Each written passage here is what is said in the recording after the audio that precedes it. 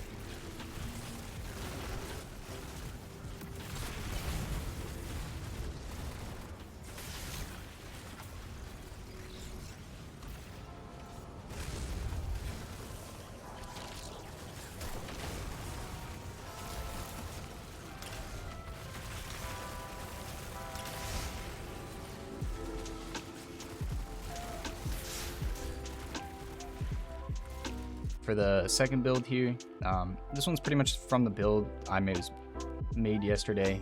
Kind of a little bit more perfected, I would have to say. So for fragments, same as our build earlier. Thread of propagation, thread of mind, and then the new one compared to the build from yesterday is thread of generation. Like I said in the last build, it's just insane. You're gonna have a crazy grenade uptime. It's so good, man. And then thread of warding as well. For mods here, pretty much exactly the same as the other build.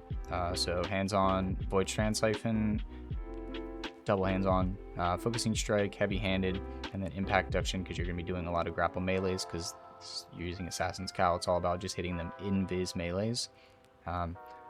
Chest piece charged up, and then whatever you really want. For boots, I prefer 2-strand weapon surge to get that 17% damage bonus to my weapon. But you could use something else if you want here, like, you know, again, the grenade or recuperation, but you're getting heals on melee kills, so I don't think it really matters that much. Stacks on stacks. And for class item, time dilation again. I'm rocking Fawn of Restoration to just make up some space because 2 things at time dilation goes from 15 seconds to 17, so I don't really find it worth it. And then just fill up some more space because I just had the room for it. I did proximity ward, gain a powerful overshield while performing your finisher. It's kind of nice little bonus. Makes it a little bit better, I'd say, for like end game style content. So you could use this to kind of, I don't know, maybe kill champs or whatever. It's really nice too, though, because when you hit finishers, you have a longer invis. And then also you're going to be getting an overshield too. So it's just easy way, like it's like solo content and stuff like that to kind of just stay alive. Let me show you guys here actually first too. I'm using a trench barrel shotgun for this. So basically I can, you know, hit higher health targets with my shotgun out with the grapple melee, and it procs trench barrel, kind of dump it, grapple back, dump it again. If you wanted to, then you really could maybe take out thread of propagation and instead put in thread of ascent, which will just constantly reload your shotgun, which will make it nice, which is something I might think about, honestly. But for right now, I still kind of prefer just having the rounds on hand here. But here, let me show you guys here. So spawning that in, you can basically just keep spamming your melee, man. Pretty much infinitely, just hit your point that you had before. You can just constantly go invis, and you'll have the tangles that spawn in too. And you can just shoot those with the mod that basically makes them a nuke as well. I would say it's definitely a lot more tame than the suspend build, that is for sure, but it doesn't suck, that's for certain. Because I was using this in the seasonal activity, and man, I was absolutely just shredding everything. I think it's really damn good, man. You guys will love it. I'll put some more seasonal gameplay at the end here too, and I'll see you guys in the next one.